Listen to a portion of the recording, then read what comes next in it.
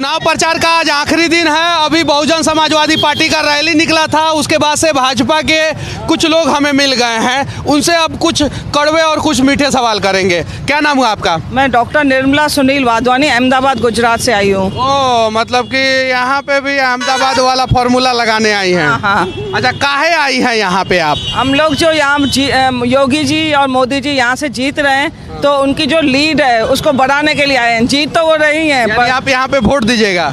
नहीं, वोट नहीं देंगे, हम लोगों को बढ़वाइएगा, वोट बढ़ाएंगे, लोगों को प्रेरित करेंगे। अच्छा, मोदी जी ने जो काम गुजरात में किया है, क्या वैसा काम योगी जी ने उत्तर प्रदेश में किया है? मोदी जी ने जो काम विकास के गुजरात में किए, ठीक वैसे ही योगी जी यहाँ कर रहे हैं। जैसे हर ज़िले में एक मेडिकल कॉलेज होना चाहिए, ये हमारी गुजरात की थीम थी पहले। अभी ये पूरे देश में जहाँ जहाँ बीजेपी शासित प्रदेश हैं वहाँ हो रही है कि हर ज़िले में, जैसे कि बताया गया, पहले 70 साल में कुल 12 मेडिकल कॉलेज थे पूरे यूपी में, और अभी पिछले 5 साल में 32 मेडिकल कॉलेज और 2 एम्स, यानी कि 34 बन गए हैं, और बाकी 20 अभी प्रक्रिया में हैं।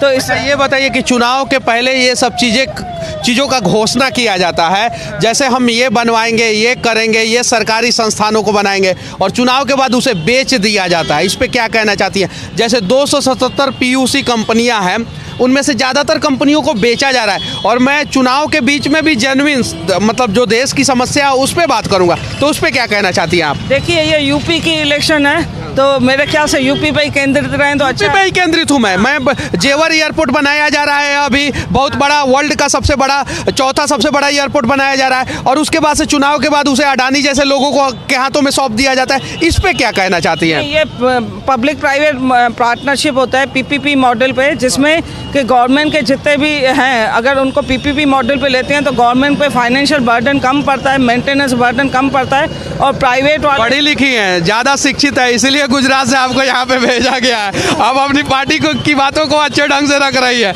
लेकिन अडानी जैसे लोगों को ही क्यों? और जब अडानी जैसे लोग उस चीज़ों को ले लेते हैं तो दाम बढ़ जाता है, हैंगर का, ये सब चीज़ों का, तो उस पर क्या कहना चाहती है? देखिए, प्राइवेटाइजेशन से तो रेट थोड़ा बढ़ेगा, उससे क्वालिटी बहुत इम्प्रूव। अच्छा, भाजपा को वोट क्यों दिया जाना चाहिए यहाँ पे? भारतीय जनता पार्टी को भाजपा को इसलिए वोट देना चाहिए क्योंकि भारतीय जनता पार्टी जो है वो विकास के मुद्दे पे काम करती है, जातिवाद नहीं फैलाती, परिवारवाद पे नहीं काम करती। जातिवाद नहीं फैलाती है, परिवारवाद पे नहीं काम करती है, लेकिन धर्मवाद पे क्या कहना चाहती हैं आप? जो राम को लाए हैं हम उनको लाएंगे, इस पे क्या कहना चाहते हैं? नहीं, देखिए, हम सर्वधर्म समभाव की भावना रखते हैं और वासुदेव कुटुंबकम की भावना को रखते हैं, और उस हिसाब से हम पूरे वर्ल्ड को ही अपना परिवार समझते हैं। देवरिया में आप कहाँ पे खड़ी हैं, पता है आपको? ये सुभाष चौक है। अरे, बहुत स्टडी की है आप।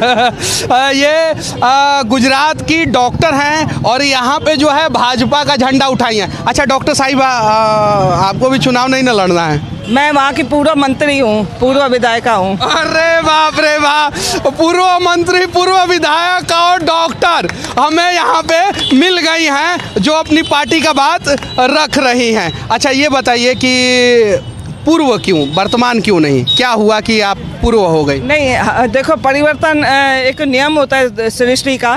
तो मैं जब थी, बाद में पार्टी ने सोचा कि चलो किसी पुरुष को देते हैं, तो पुरुष को दिया। मतलब कि आप हारी नहीं है, आपको हटा दिया गया और कुछ और काम में लगा दिया। हाँ, मुझे अभी प्रदेश और शहर में संगठन में हूँ, मैं संगठन में, तभी आप यहाँ पे हैं। चलिए कुछ और लोगों से बातचीत करेंगे। अच्छा, इनके बारे में आप क्या जानती हैं? इनके बारे में प्रवासी बहनें हैं हमारी। मैं इनके स्वागत करती हूँ भारत भूमि, देवरिया भूमि पे। देवरिया देवों की नगरी है। अच्छा, आप किसको वोट देना चाहती हैं इस बार? जी, मैं बीजेपी को वोट देना चाहती हूँ। बीजेपी को वोट देना चाहती हैं। चलिए ठीक है, कुछ और लोग हैं, उनसे भी बातचीत करेंगे। यहाँ पे भी एक भाजपा का क्या प्योर डॉक्टर हेमंत कुमार मिश्रा, बताएं। अच्छा डॉक्टर साहब, ये बताइए, यहाँ पे भी एक डॉक्टर साहब, आप भी डॉक्टर साहब, आप हैं कहाँ के? मैं यहीं का, देवरिया का। देवरिया का। अच्छा, भाजपा क्यों, दूसरी पार्टी क्यों नहीं? अरे सर, पूरे दुनिया में भारतीय जनता पार्टी ने जो काम किया है, जो हमारे मोदी जी ने काम किया है, और उसी के परिप्रेक्ष्य में जो योगी जी यहाँ कर रहे हैं, आप बताइए कि 75 जिले हैं उत्तर प्रदेश में, हमारे 49 मेडिकल कॉलेज यहाँ बन गए। 17 पहले से थे, 32 हमने बना के रन करा दिए। देवरिया में एडमिशन हो गया 85 बच्चों का। आखिर विकास किसको कहते हैं? बगल में खाद का कारखाना हमने चलाना शुरू कर दिया। 1990 से बंद पड़ा था, खाद का कारखाना चलने लगा। ठीक यहाँ से 45 किलोमीटर दूर आप बढ़ते हैं तो अखिल भारतीय आयुर्विज्ञान संस्थान नामक बड़ा संस्थान रन करने लगा। सारी सड़कें 4 लेन से जोड़ दी। आप भी लगता है यहीं के हैं। 24 घंटे में 24 घंटे हम बिजली दे रहे हैं। 24 के 24 घंटे बिजली दे रहे हैं। पहले जनरेटर के धुएं से आप भर जाते थे। सिलेंडर घर घर पहुंचा रहे हैं, कोई जांच पड़ताल नहीं। आपको सिलेंडर चाहिए, लीजिए, सिलेंडर मिल रहा है, बिजली मिल रही है, पानी मिल रहा है, शिक्षा मिल रहा है, स्वास्थ्य मिल, नकल को हमने रोक दिया। नई शिक्षा नीति लेके आए, सेमेस्टर सिस्टम लागू कर दिया। 1 साल के बाद भी आप 10 साल बाद आगे पढ़ सकते हैं। अब और कौन सा विकास आपको चाहिए? हमको नहीं, लोगों को चाहिए। लोगों को तो आप बताइए, महंगाई पे क्या कहना चाहते हैं? महंगाई इतनी भी नहीं है जितना आप लोग शोर मचा रहे हैं। थोड़ा सा पेट्रोल का दाम बढ़ा था, सरकार ने फिर उसको नियंत्रित किया। थोड़ा सा बढ़ा था। आप खुद बताइए कि आपके पेट्रोलियम पदार्थ का 80% बाहर से आयात होता है। सारा नियंत्रण आपका तो उस ठीक पे है। है। महंगाई पे आपने बात कर लिया, बेरोजगारी पे क्या कहना चाहते हैं? बेरोजगारी में भी हमने 4,69,300 लोगों को रजिस्टर्ड नौकरी दिया है, ये बिना एक पैसा लिए। पूर्वी उत्तर प्रदेश के साथ समस्या क्या है कि विकास और रोजगार को हम अलग अलग देखते हैं। विकास के साथ रोजगार जुड़ा है। यदि मेडिकल कॉलेज बना है, इसमें मजदूर काम कर रहा है, जेसीबी लगी है, ट्रैक्टर लगा है, वहाँ अन्य सामग्रियाँ उपलब्ध होंगी, दवा की दुकानें खुलेंगी, तो क्या विकास नहीं? हमारे यहाँ विकास का मतलब सरकारी नौकरी होती है। हम लोग रोजगार का मतलब विकास का मतलब सिर्फ सरकारी नौकरी नहीं होता है, प्राइवेट क्या बोल, स्वरोजगारी भी होता है। मतलब एक डॉक्टर को दूसरा डॉक्टर जो है डिफेंड कर रही है, स्वरोजगार भी होता है, विकास भी होता है। आप बताइए कि रोजगार के साधन हम सृजन कर रहे हैं। हमारी सड़कें अच्छी हो गई हैं, सड़कों से ही भी रोजगार मिलता है। अच्छा, लॉ एंड ऑर्डर के बारे में क्या कहना तो चाहते हैं? बहुत ही अच्छा है। आप किसी से पूछ लीजिए, आप खुद भी घूमते रहे होंगे। आज से 5 साल पहले मैं तो पूछ भी सकता हूं और मैं बोल भी सकता हूं, लेकिन ये सवाल मैं इसलिए पूछ रहा हूं कि आप जो बताएंगे वो जनता देखेगी और जनता निर्णय करेंगी कि ये क्या सही बोल रहे हैं, क्या गलत बोल रहे हैं। अच्छा चलिए, ये सब तो ठीक है। एक और बोला जाता है बात कि यूपी में गाड़ी पलट सकता है और पलटा भी है, उस पर क्या कहना चाहते हैं? देखिए, गाड़ी जिसकी पलटनी चाहिए उसकी आगे भी पलटेगी। गाड़ी जिसकी पलटनी चाहिए उसकी पलटेगी। बुलडोजर जहां चलना चाहिए चलेगा, सड़क के विकास में भी चलेगा और अपराधी की छाती पे भी चलेगा। आपको हमको कोई परेशानी नहीं होगी, इसका वादा। बुलडोजर और गाड़ी अपनी जगह पे चलेगी। अच्छा ठीक है, राम मंदिर हो गया, काशी विश्वनाथ हो गया, अब किस चीज का बारी है? काशी विश्वनाथ और अयोध्या ये दोनों हमारे सांस्कृतिक प्रतिष्ठान थे, हमने इनको पुनर्स्थापित किया। मैंने ये नहीं बोला है कि मैं भी उसी में हूँ, मेरे भी सांस्कृतिक प्रतिष्ठान हैं वो। मैंने आपसे क्या पूछा है कि राम मंदिर और अयोध्या और काशी हो गया, अब किसकी बारी है? ऐसा कोई टारगेटेड बारी नहीं होता है। मथुरा की बारी है। मथुरा की बारी है यार। मथुरा की बारी। अच्छा, इस बार कितना सीट आ रहा है आप लोगों का? 300 प्लस, किसी भी तरह से 300 से ऊपर सीट हम पा रहे हैं। 300 पार। अच्छा हाँ, आप आ जाइए आप। अच्छा, 300 पार क्यों? 370 पार क्यों नहीं करा दे रहे हैं? काम हुआ है भैया, यूपी में इतना काम हुआ है कि आपको हम लोग तो अभी 300 पार ही हो जाएंगे। अच्छा, 5 काम बताइए यूपी में। 5 काम देखिए, हमारे यहाँ लाइन ऑर्डर सबसे बढ़िया मुद्दा है। बहन बेटियों को सुरक्षा मिली, 24 घंटे बिजली मिल रहा है, ठीक। और चौथा काम हमारे यहाँ गैस कनेक्शन, शौचालय, आवास, ये सब काम ही है, देख रहे हैं यूपी में बहुत सब। चलिए ठीक है, ये सभी थे भाजपा के। क्या? हाँ, हम लोग उतरे। अच्छा, ये हमारी दीदी है और दीदी पीछे से खोद रही थी, बोल रही थी हमरों से पूछिए, तो हम आपसे भी पूछेंगे। हाँ, 1 महीना से उतरे हैं मैदान में, सारा बहनी मिल के लड़ाई लड़ रहे हैं कमल भैया के जिताने के लिए। हम लोग का चूल्ही आगे नहीं बढ़ा है, उसी के खाते हैं, उसी पर जीते हैं, उसी पे खाते हैं, उसी पे जीते हैं और उन्हीं का चुनाव प्रचार कर। क्या सुरक्षा जो हमारी मोदी सरकार, योगी सरकार में जो मिल रही है, आज तक कभी नहीं मिली। महिला इतनी बिंदास नहीं। अच्छा, गुजरात से आप आई हैं, उत्तर प्रदेश के लोगों का व्यवहार कैसा है उसके बारे में बताइए। सज्जनता से बात करते हैं अभी तो। जनता से बात करते हैं। अच्छा, उत्तर प्रदेश के बारे में आप क्या सोचती हैं? नहीं, अभी काफ़ी विकास हो रहा है। अभी समझ लो जैसे गुजरात विकास के पथ पर चल पड़ा था, ऐसे ही यूपी भी अभी विकास के पथ पर चल पड़ा है।